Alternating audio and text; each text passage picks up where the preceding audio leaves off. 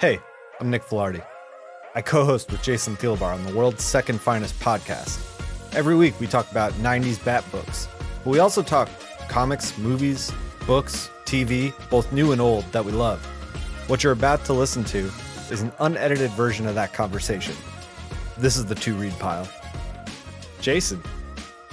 Nick. What are you reading? I'm kind of in the middle of a few things at the moment. I'm thankfully really starting getting better at the baby steps I've been taking, or bigger steps, to get myself back up to the point and hopefully past of how much reading I used to do. But I am bringing a classic. It's very much a favorite of mine. I think probably a favorite of ours. He's definitely a favorite artist of ours. It was really influential on us as a I'm on pins and needles. young What is it? as younger artists, and someone who from the very first time I saw his artwork, to me, in a hi my highest compliments that I in my head I pay to an artist is I go, "Oh, fuck, if I could draw like that, it'd be so goddamn cool." Like, I'd feel like the Yeah. coolest person if I could draw like that. And so, what I'm bringing to the to-read pile is, the One Trick Ripoff. Hell yeah. Paul Pope Paul in the Paul house. Pope, It was man. Yeah. only a matter of time. Yeah, the One Trick Ripoff, and this is the hardcover deep cuts edition, of course, being a super fan of Paul Pope. Anytime Yeah. there's a reprint of, I extra have artwork. And both trades. I have the slim trade One Trick Ripoff that came out, and then I have that deep cut hardcover that you have right there. yeah, and man, like, I still will always be amazed at so Paul Pope, actually, and I know I've talked about it on the pod before, but was a recipient of the Zentric Grant Mhm. prize for THB, which he self-published with that money. Everyone, again, look up Centric Grant and its history. Kevin Eastman and Peter Laird, fucking legends. Love you Yep. guys always. Yep. Um, and Man, from talk about THB, two guys who also just like fucking love comics. oh And hell yeah, got a hit with Teenage Mutant Ninja Turtles, and then they were like, how can we help the community? Like their priority was like, once they themselves were taken care of, they were like, okay, how can we help others? Just yeah, really, really great people. yeah. And this small, tiny little pond that I just love very much. Like, how Yeah. can I take Uh, this largesse that I now have? Yeah. can I tell a quick story? Oh, of course, of course. So Andy Kuhn was on a panel with I think Kevin Eastman, and he was like, I was under no illusions. I knew that everyone was there for Kevin Eastman. It's fine, because he was working on some Ninja Turtles stuff at the time. Mhm. And I think this was New York City Comic Con. I don't know which year, but they had gone over their limit for capacity, and the fire alarm got pulled by the fire marshal. They had to like funnel some people out, like mid talk that they were doing. Yeah, So get him the hell out of here. Yeah.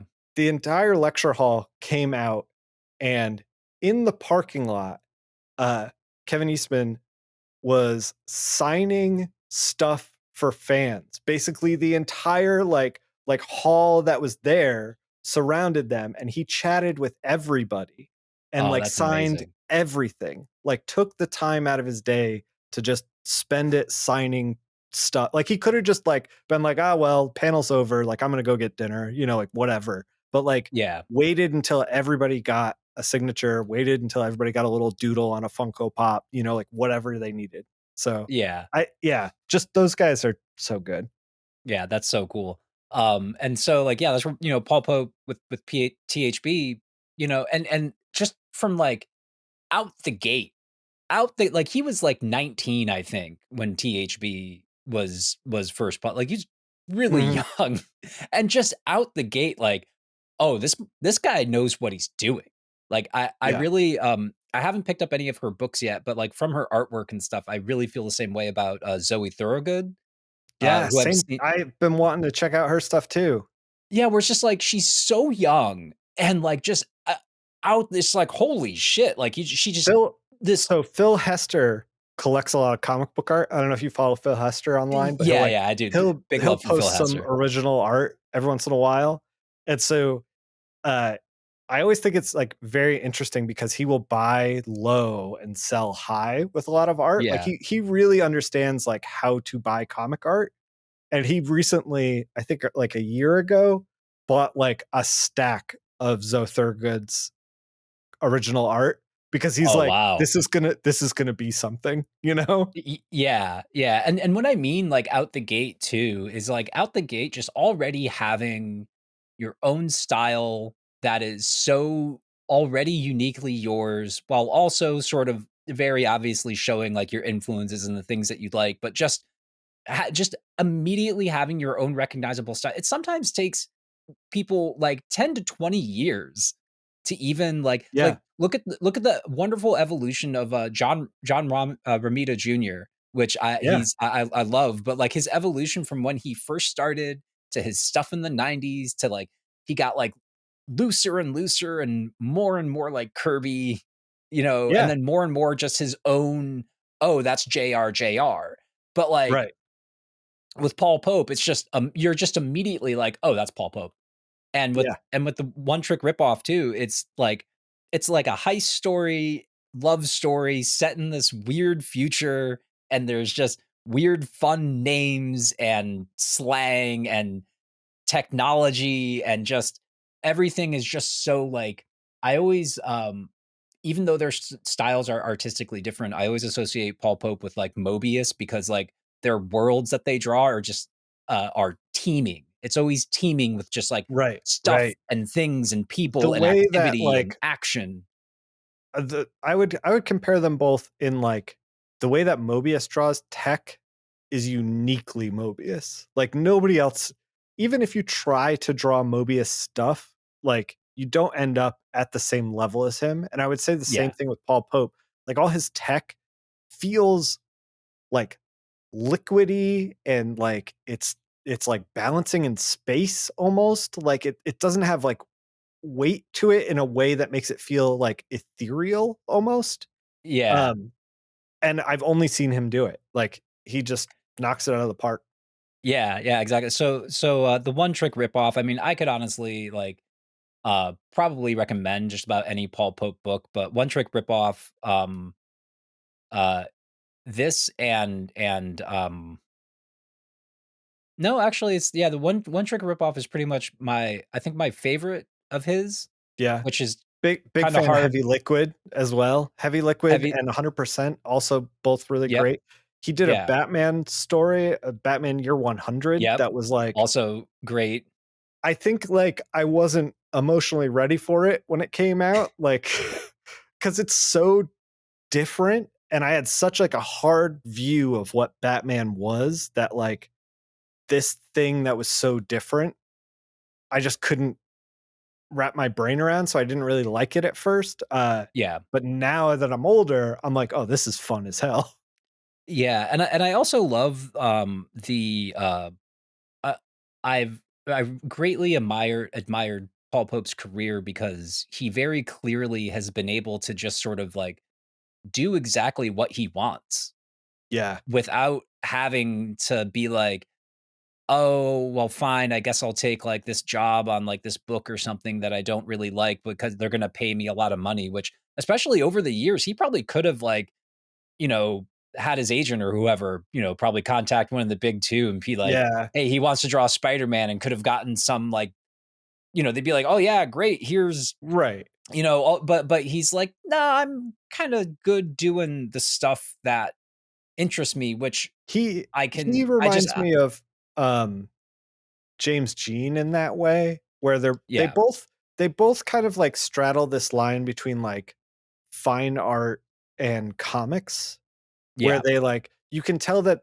they're doing comics because they love doing comics, that, like, the real paychecks they're getting is, like, Paul Pope did art for, like, the Macy's, like, storefront in New York City. You know what I mean? yeah, Like, yeah, he's working at a level of commercial art that I'm sure pays far more for far less hassle than comic yeah, books do, but he yeah. loves doing comics, and he especially, like, I don't know if you follow him on, Twitter or Instagram, but he'll post, like, OMAC drawings that he's done and stuff like that. Like, you could tell that he just loves comic books. Oh, yeah, like, remember when and I've never actually checked this out, but, he loves comic books so much and loves Japanese comic books so much that he actually was able to, try for a little while. I think he got in, is it called are they all called shonen magazines, like the collections, like the phone book size collections they have I over guess. there? I mean, I know Shonen Jump is a company. I don't know if they're all called shonens or not. Yeah, but he did have, he did try his hand at making a Japanese comic. Like, Oh, yeah? making I like, didn't know writing, that. drawing it, like, yeah, Yeah, in yeah, and yeah. trying it in the Japanese market, like, himself, I and think he'd be too fucking weird for the Japanese market. I also don't think he would be fast enough to be able to keep That up with any that kind of, true.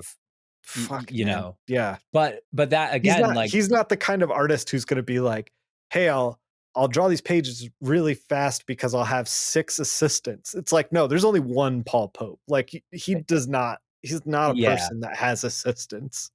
Yeah, yeah, yeah, I still can't remember how that worked out, but just again, just talking about people who just have such a great love for the medium. It's like, yeah, he wasn't doing that for the money. Like, he didn't think he would be Right. getting, like, some big paycheck out of it. It's just that he loves comic books, he loved Japanese comic books, he loves the whole culture around Japanese comic books, and he's like, I I wanna see if I wanna see what this is like. I wanna Right. see Yeah, that, yeah.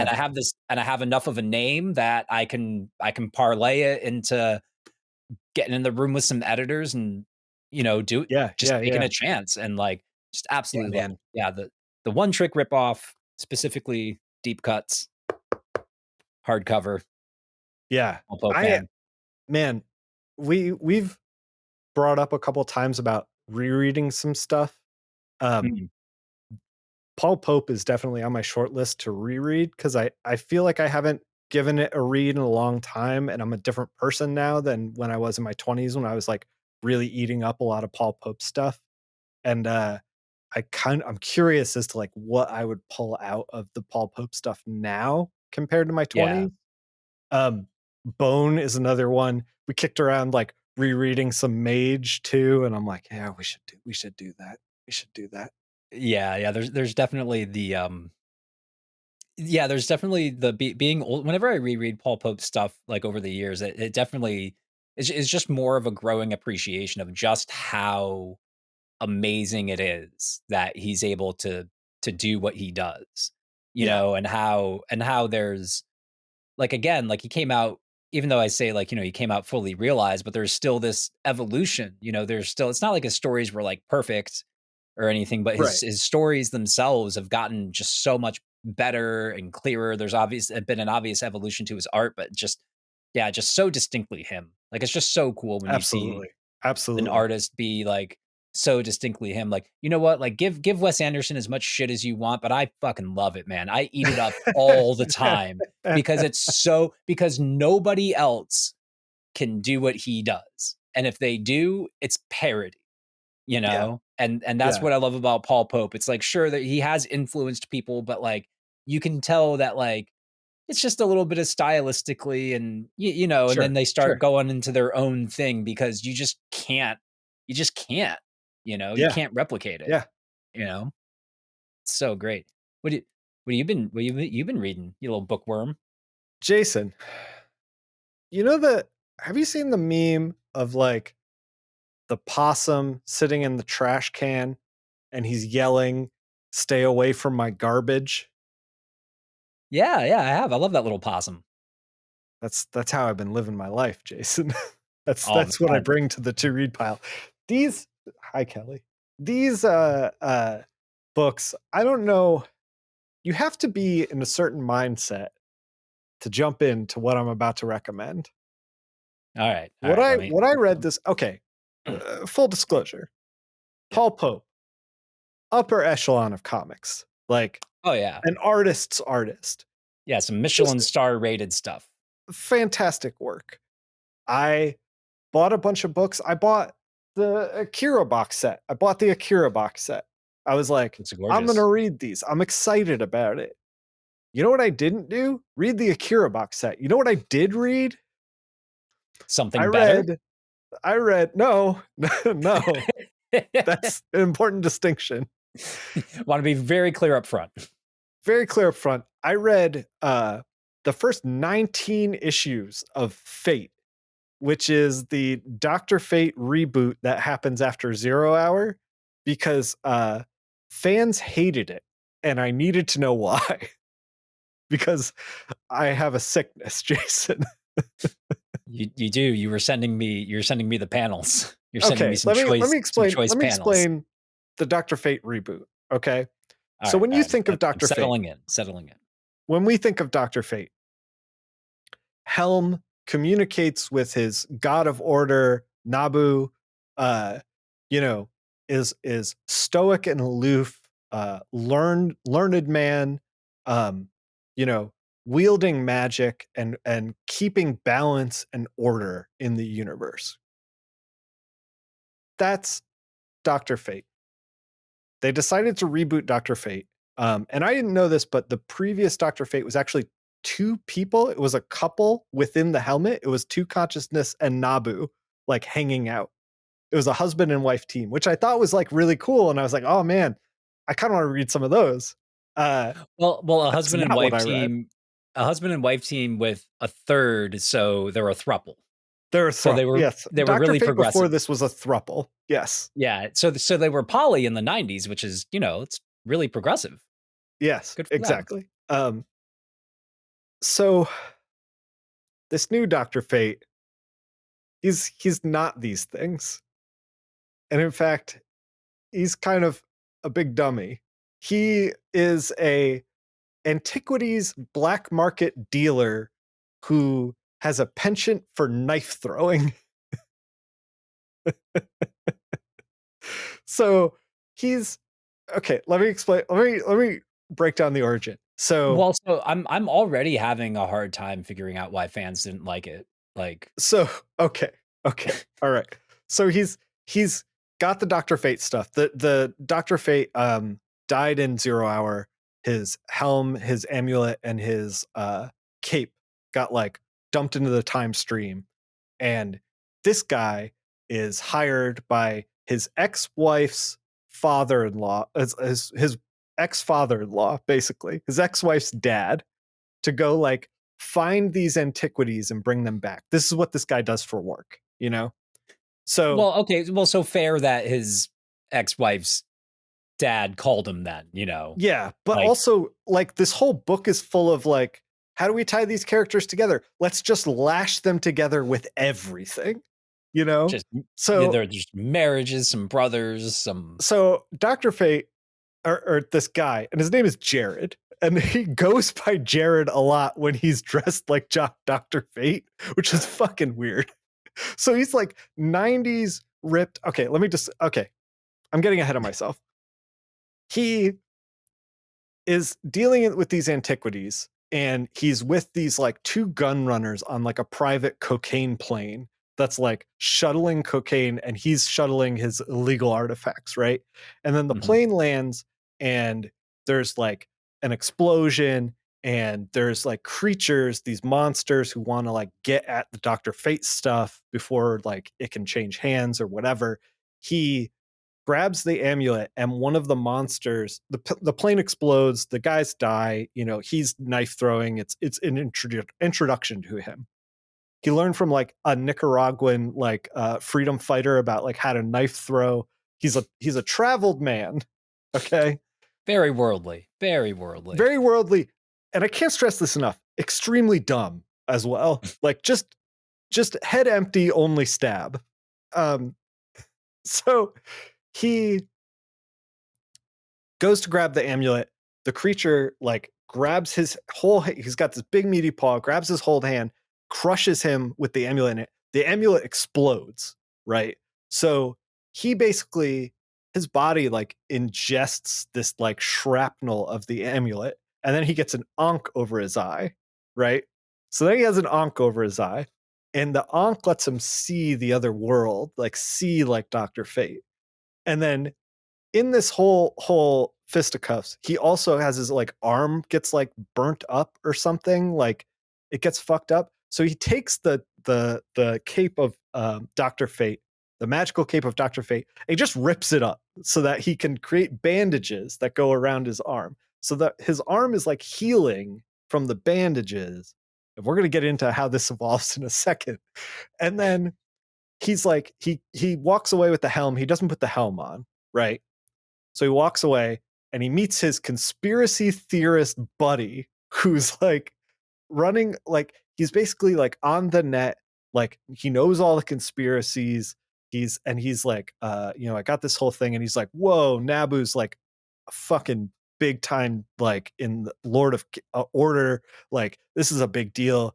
You gotta like, buddy convinces him, you gotta put the helmet on and talk to Naboo, like as to like what this whole shit. And the guy's like, I don't want any of this. He's like, I was happy just smuggling artifacts. Like, I don't Yeah. want this. Yeah, I'm a big dumb idiot. I didn't go to school for this. I went to school for how to Right. smuggle artifacts. Come So on. he puts the helm on, and I was like, "You're my chosen warrior," and he's like, "Fucking nuts to that," and he like bounces out, right? So he takes, in this like spiritual place where he tells Naboo to fuck off. He like dips his hand into like this melting pot, melts down the helmet, right? Turns it into a fucking knife. So the helm of fate is now a dagger, and then like a piece of armor, a wristband piece of armor, and a shoulder piece of armor. And he makes also tiny Ankh throwing daggers as well. And then he has like a buck knife that's like the helm of fate. Jason, fans hated this. Fans hated this. And if you are going to read this, the first 5 issues are a slog. Like they kind of set up this bad guy, and he's trying to funnel creatures from another dimension into this dimension, and he needs these artifacts to do it. And the helm is one of those artifacts. And now that it's gone, he has to use Fate's. The doctor's out. It's no more. It's no more Doctor Fate. It's just Fate, because he's idiot. Head Because he's empty, not only stab. he's not an MD or a PhD. No, head empty, only stab. So they need his ex-wife as like a power source to power this like gateway. But the thing is like, this is like 2 issues of story, and they stretch it out to 5, and it's just terrible to read. It's terrible to read. However, issue 6, Where it picks up. is where it picks up, and they start to like slowly over the course of this run, they start to realize, hey, this guy's actually fun. Like we can do some fun stuff. He's Like a big dumb idiot. I can have fun he's with a a big dumb idiot. in the Dr. Fate canon, Yeah. of like the smartest like magical people on Earth. Like he Alan Scott, the original Green Lantern, his ring was crushed in 0 Hour. He comes back as what's his name now? Sentinel. And he's has this like green fire that's magical based in him now, and fucking hates Fate, like hates him, because he was like good friends with the previous Dr. Fate, and he's like, how could they trust you? You're a fucking idiot. There's this great panel where he's like Fate is reading the omens, and he's like, oh, I can tell that something bad happened here. I'm reading the omens. And Sentinel's like, I didn't know you could read. It's just very good. Well, he goes through this whole thing. Jason, he's got one mode, and it's stab. That's it. That's how he solves every single fucking problem. They're these elaborate magical problems, and he's like, can we stab it? That's it. Well, and what's so disappointing to me, and I know this is me Monday morning quarterbacking a bit, but like, if you want to turn Dr. Fate into a knife guy, I Right. get it. It's the 90s. You want to be literally edgy. But his name is Dr. Fate. His powers have to do with wisdom and fate and balance and like deciding Right. justice and things like that. How about like a reference to the sword of Damocles, man? It's a really famous No, old, Jason, that's too old smart. We can't. reference. No. He, No. you know what I Head mean? empty, Like, only stab. yeah, but like, there's just also the other thing that made me laugh when you were explaining the origin. You might have seen me laugh quite a bit of how it was Yeah. essentially like an explosion and like a piece of like the amulet or something, right? Gets Yeah. like embedded in him. Yeah. So remember when I was like when we were like 13, 14. Yeah, no, it was when we were going from 8th grade to high school. Yeah. And I spent an entire summer making a comic book, making like a little Yeah. mini comic. My character in it, that's how he got his powers, was an Oh, explosion man. and then an object lodged in his chest. Oh, And that's man. how he got Were his were powers. you reading Fate at the time? No, I think it's probably safe to say that even in 1994, that was already a well-trodden trope Yeah, in yeah, you even, might be like, right. edgy books that, like, if 14-year-old me is spending, that summer, not trying to talk to girls and making a comic book Yeah, yeah. with the same Um, type of origin. so issue But 6 is where the good stuff comes in. Issue 6 is a one shot where his online conspiracy theorist friend, he's like, "Okay, I found somebody that's gonna help us figure this stuff out," you know? And he's got 6 gigs of every spell and everything, like, on his hard drive, and he's gonna help us sort this out, right? So they go to a house, right? sick And game.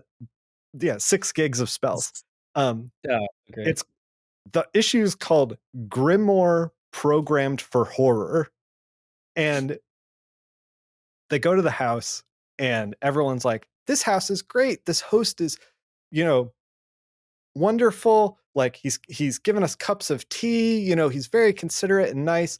What they don't see is that with his fate eye, he sees that it's all an illusion. It's like a walking zombie. They're feeding them like maggots in a cup, and he's like, so he's just like smacking the tea out of the hand, and he's like, "Don't drink that. Nobody touch anything," like fucking freaking out.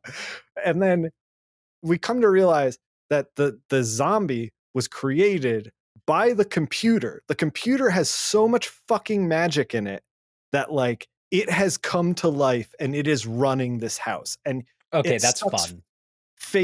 Fate and his friend into the computer at one point.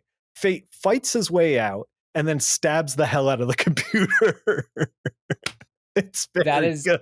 It's that's actually That's actually very, very fun of, like, what would happen if a computer had legitimately, like, a fuck ton of magic spells on it. It's like, oh, it would right, become right, self-aware and it would start using the magic because, right, right. magic's chaotic Um, and blah, blah, blah, or that's that's Fate that's goes very fun. on Fate goes on to like get confronted by like Phantom Stranger and a bunch of other magical people in the DCU.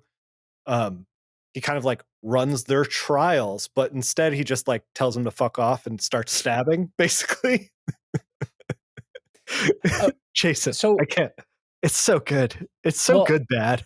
well, what's your favorite so from the thing I noticed from the panels that you sent me in your slow Yeah, descent into madness of reading Fate right. over the Right. last week, uh, what's your favorite Chinley moment? Because there's a lot of great chins, a lot of powerful chins Oh man, when in he in had in the this book. knife to the throat of Sentinel, that I sent you that panel where it was just Yeah, like they're just like, "Ugh." yeah, yeah, Just everyone what'd I say? I Everyone have in the '90s looks like they were pinching a loaf. yeah. Yes, yes. There's okay, here's the thing. So, like, I'm reading this thing, and it's all very stupid the entire time, incredibly stupid, right? Yeah. And he's stabbing his way. By the way, his arm, the bandages keep him from, like, losing the arm, but they're not necessarily, like, healing him. At It turns into, like, the bandages loosen, and then his arm starts having, like, fleshy, hairy, bony, like, tentacles coming out with, like, an eye in the palm.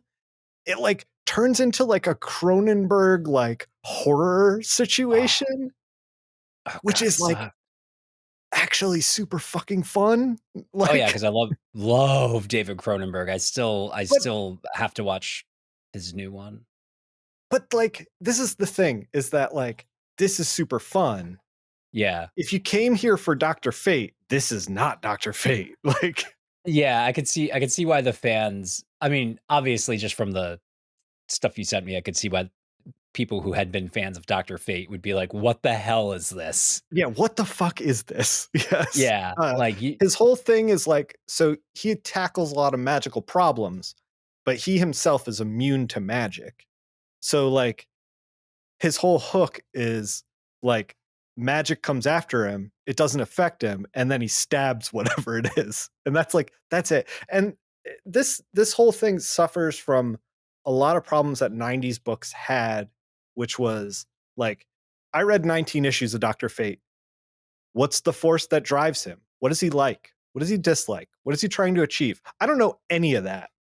All I know is he's got a Yeah. knife and he's gonna stab. Yeah, it's just a hollow, big Yeah. character and immediately violence. It's like, I'm a huge fan of metal music, and, Hmm. there's this subgenre called djent because it got the name because, it was from, this, death metal band called Meshuggah, where the guitar Yeah. player who, uh, gave birth to the genre was like, "Oh, yeah, all the music that sounds like djent, djent, djent, djent, djent, djent, djent, djent, djent, djent, djent," Yeah. And I do like, some bands in that subgenre of metal, but there's a lot of times where I describe them as, um, just sometimes the bands I describe them as, like, young boys who've never heard of the idea of foreplay and just wanna get right to it, you know? Which, Yeah. like, sometimes cool, but when that's just all the goddamn time, it's Yeah, pretty that's fucking all of boring, it. man. Yeah, yeah, Yeah, yeah. it's like, I gotta have a verse here and there, dude. Like, you can't just jump right in to the chorus and the breakdown. Like, this isn't Okay.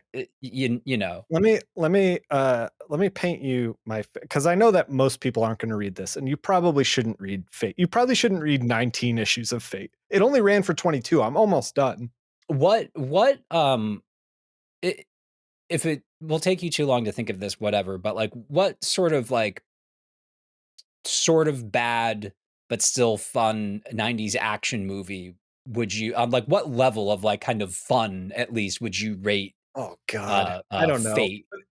It's definitely it's definitely good bad in a way that's Okay. like just schlocky.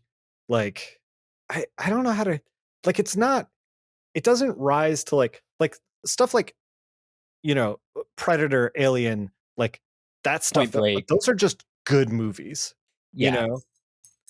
Like maybe when the Predator goes to New York and then it gets schlocky and weird, like that's what Fate is, you know? It's Okay. like Yeah, and couple yeah. couple rings down, like you're having a good time, but it's not it's not good kind of thing. Yeah, Um, yeah, but it's still pretty I will fun. say the art in places kind of fucking great. Like every once in a while you'll have like the artist will have this like glimmer of like a brilliant layout or a brilliant idea, but the thing is that this book is swinging so hard all the time that it's Yeah. like, "Oh, he got like 1 of 10 ideas like really hit." You know what I mean? Yeah. You you know what I love about, comic books? It's that there's this sort of, like, old joke of people who are, like, super into jazz will, like, have these, Mhm. like, sort of, like, favorite songs that are done by a really obscure musician on, like, a really obscure live recording of some jazz standard from, like, 8 Yeah. years ago, and only, like, 4 other guys, like, even know who this guy is, and the guy isn't even that good, but they like the way he plays He one does a certain one thing. specific thing. Yeah, yeah, Yeah, yeah, exactly. that's This is something. exactly what I'm so in the weeds of comics that I'm like, Yeah. "Oh, that's pretty good." Like Oh, yeah. Yeah, well, you're pretty much like my only friend who reads comic books because I still thankfully have a few friends who do read comic books, at least somewhat, Mhm, but, like, mhm.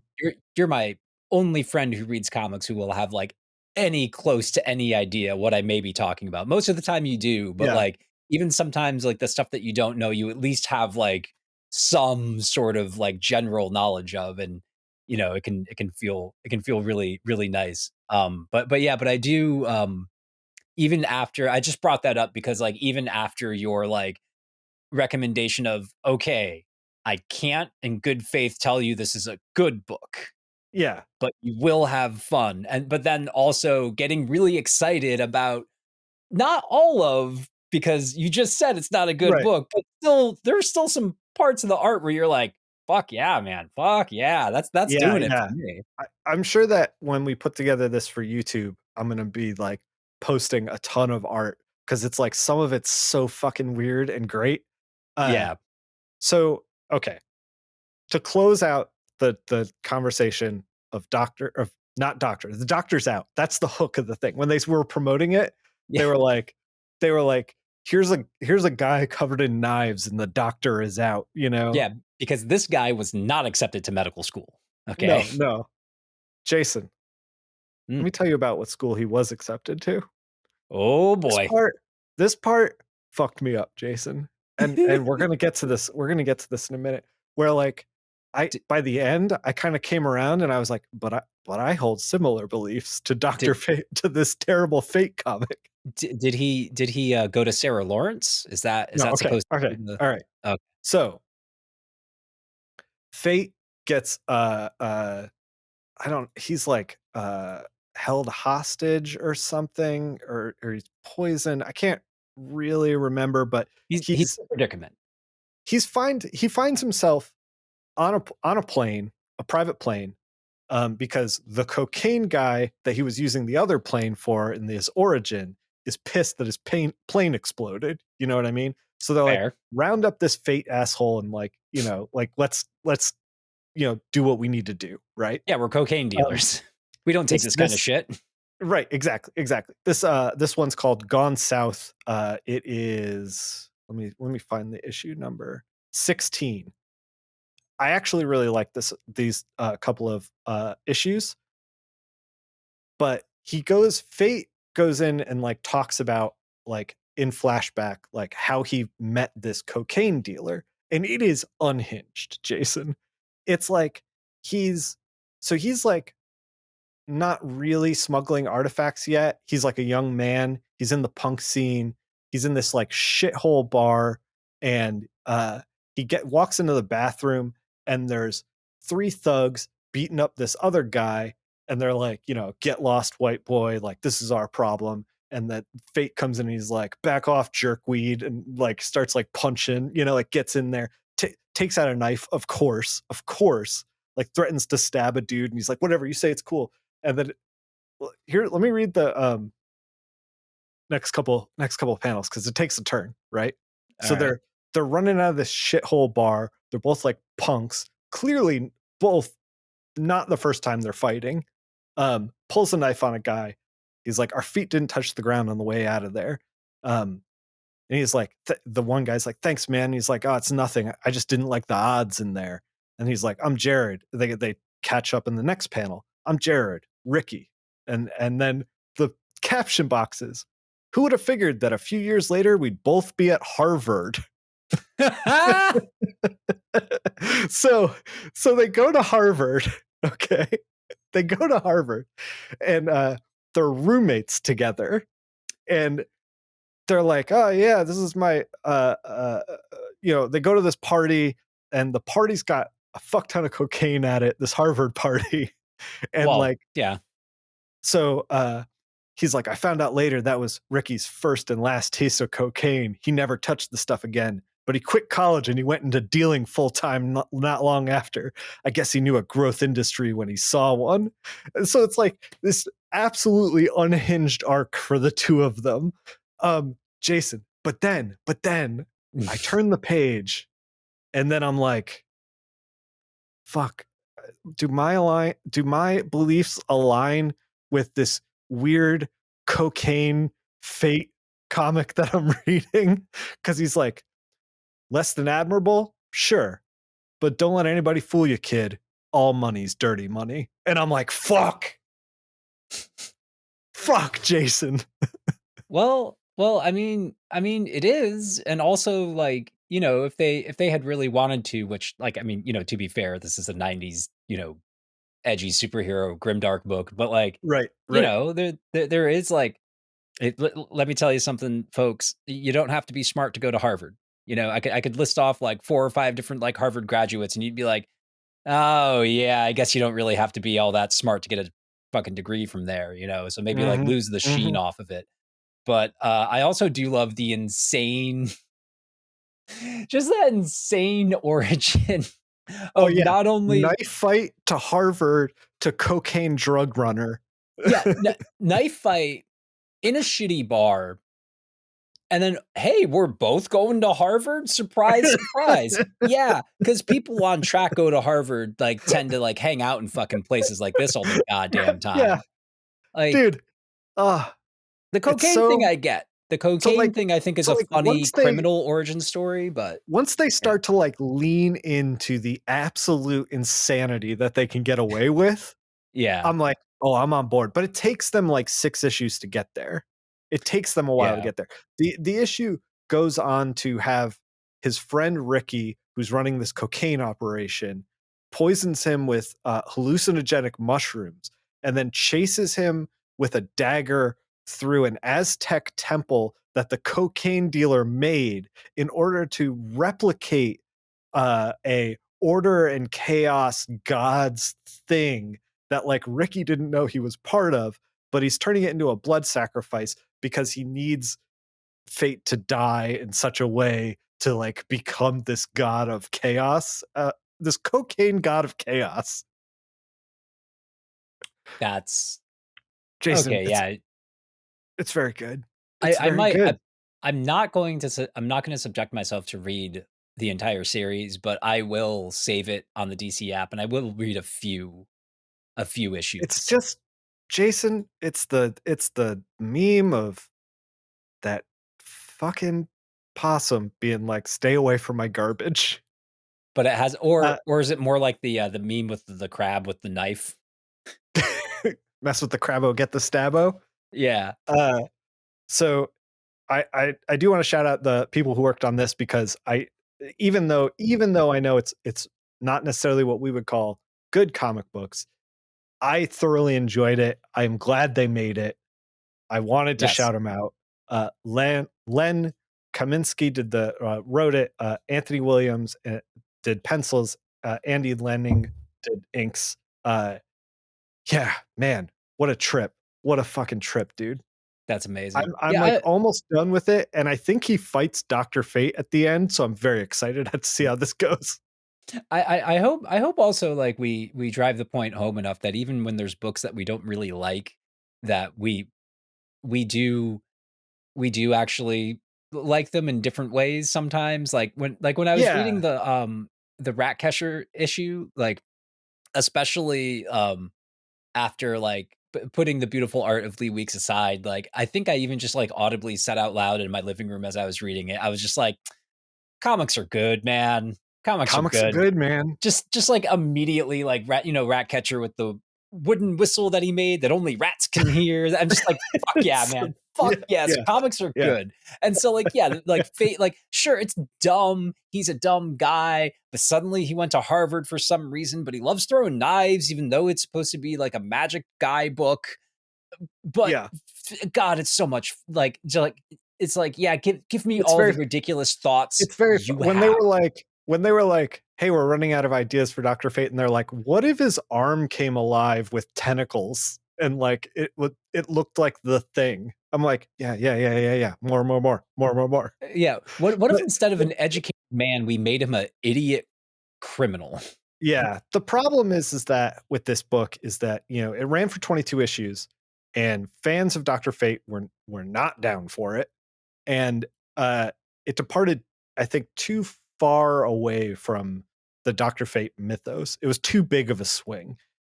Yeah. Also, the first 5 and the 0 issue are a slog to get through. So even if you're like, "Hey, I'm on board," it's like, this isn't the best foot forward.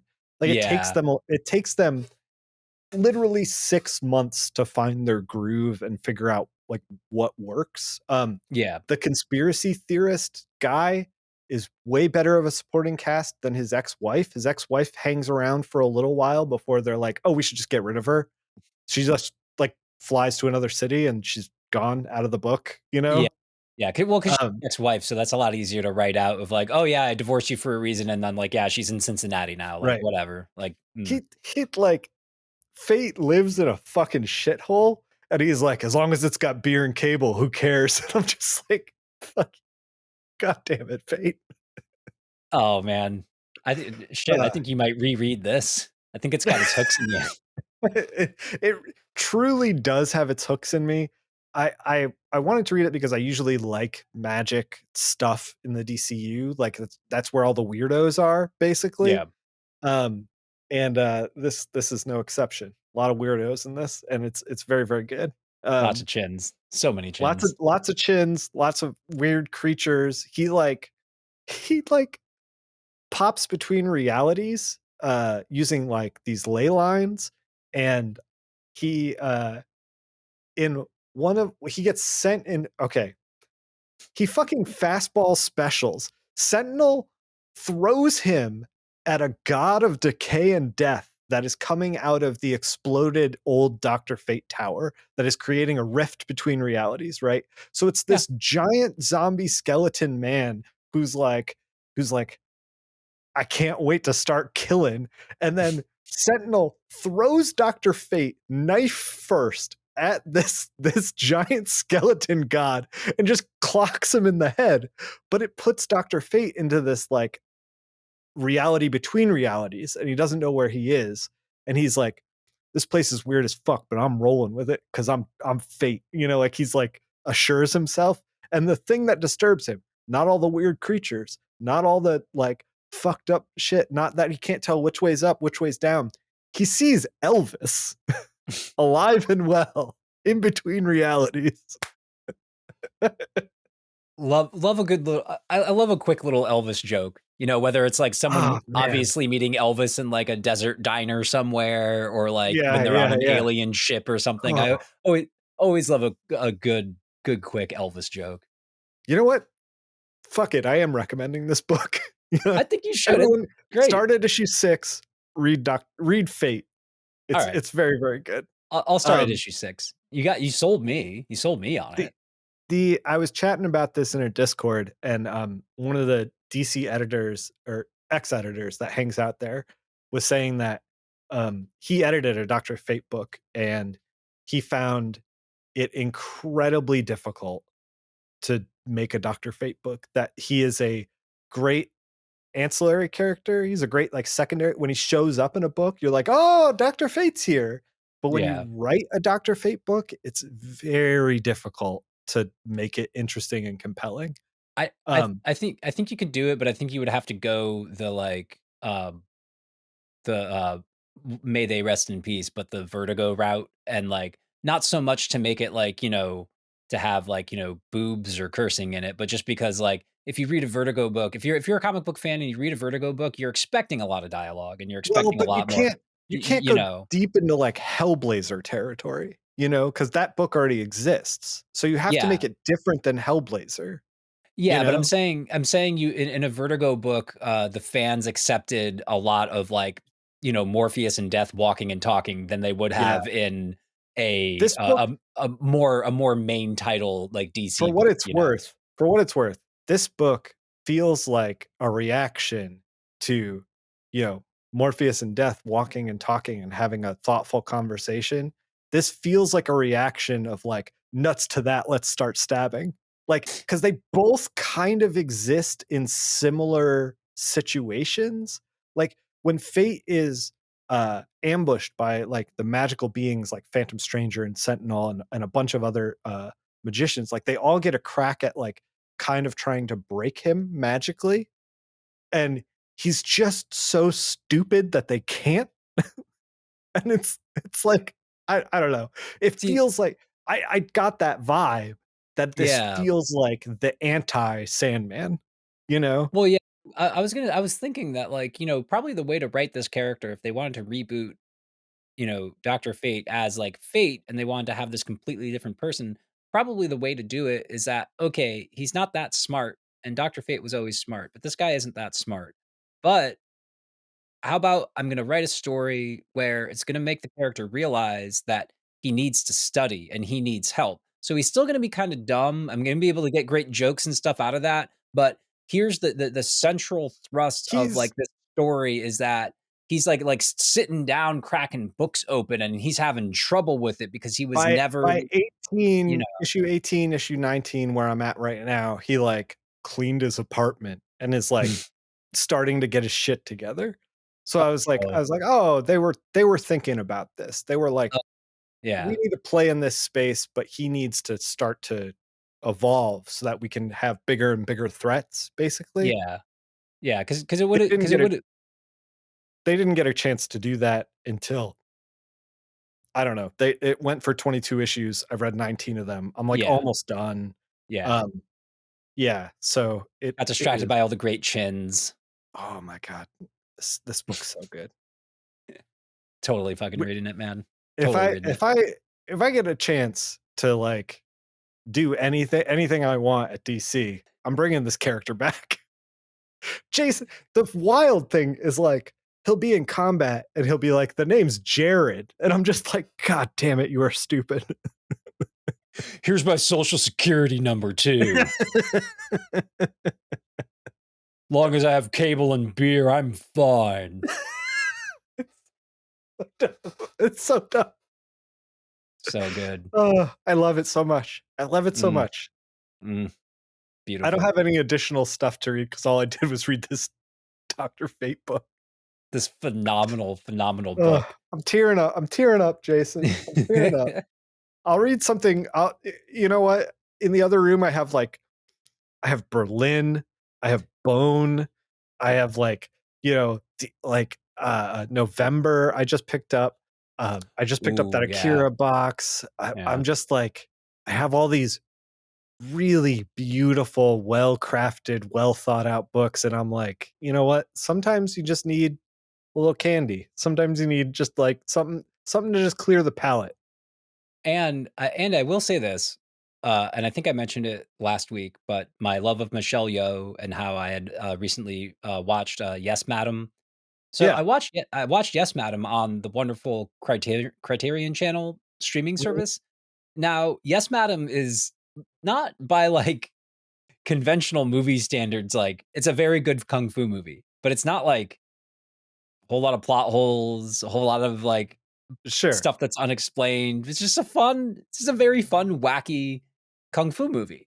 But it's on the Mhm. Criterion channel that also has like, Breathless, which I just rewatched, or like, these Yeah, like yeah. great like of cinema. So like something I've always loved about Criterion channel is that like they're like, hey guys, there's room for everything here. All right. Like Room for everything. we just love this stuff, and like this stuff is good in the Berlin is good in the way that Berlin is good. Fate is good in the way that Fate is That Fate good. is good. Yeah, exactly. Comics are just good. They're just good. And I promise I'll bring something a little more highbrow to the show. Next time, maybe. Unless I'm still reading Fate. And we'll Yeah, just talk maybe more Fate. yeah. Yeah, I'm down for that. I'm down for that. This is world's Fateist finest.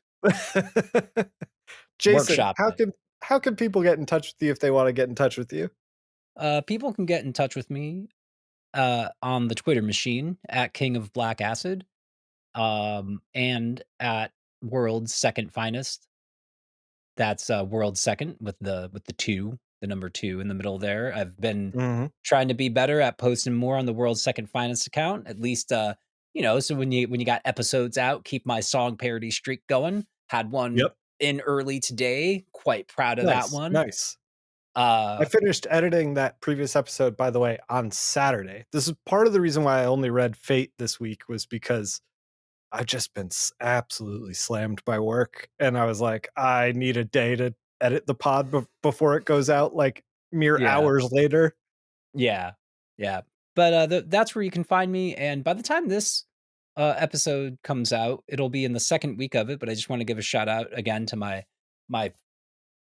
favorite radio station, WFMU. They're doing their annual 2-week, fundraiser.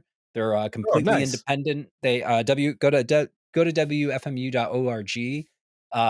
You can pledge, but you don't have to pledge or anything to listen. It's just commercial free, free form radio. They have archives going back 20 years. All of the radio stuff is free, but I highly recommend making a pledge. You can get awesome t-shirts and other swag and stuff, but and support a great a great thing that Yeah, you've I love recommended this, quite a bit. station to me before.